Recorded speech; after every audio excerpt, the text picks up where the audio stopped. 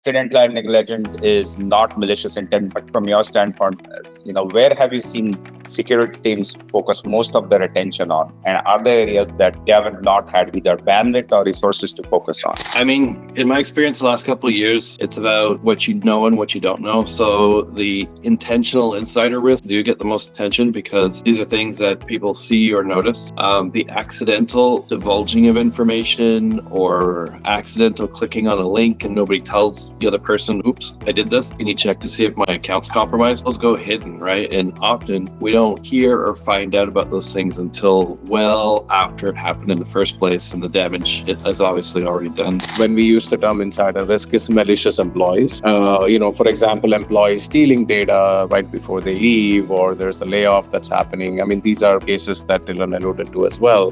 What definitely goes unnoticed, one of the primary reasons is there isn't enough data of how much of this is going on. No one's actually capturing this and associating mistakes to people. So not to blame them, but so the organization can actually understand what their risk is and what they should do about it, right? And some examples of accidental risk could be simple things like, you might have heard of credential stuffing attacks. Like, human beings reuse passwords. So if an employee uses the same password on a third-party site, the same password as their corporate password, then if the third-party site gets compromised, the passwords get posted on dark web or on the internet, the organization is also at risk, right? So that's a great example of accidental risk. Negligent could actually be, there are examples there where it could be a result of security controls that the organization is placing on employees. Employees feel overburdened because they want to get their job, right? So a simple example may be, let's say an employee needs to share a document with a business associate, with a business partner firm or a person, but the company has blocked sharing. How are they going to do that and get their job done? And their boss is asking them to do this, is they're going to download the document onto their machine, they're going to upload it to their personal